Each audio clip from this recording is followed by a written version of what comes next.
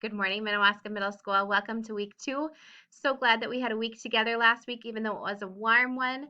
We got to know you a little bit and just see how the school year works.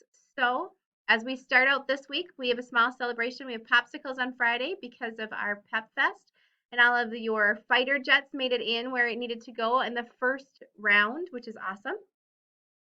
Secondly, this week, I want you to think a little bit about safety. I want you to think about where would you go or have a conversation with the teacher about where would you go if there was a fire drill and how would we evacuate the building safely. I anticipate by the end of the week, we might see a fire drill somewhere happening at some point. It's going to be a warm one again. Make sure you stay hydrated this week. Have plenty of water when you're coming in from outside after FIAD, those types of things, guys. We want to make sure everybody is healthy and safe.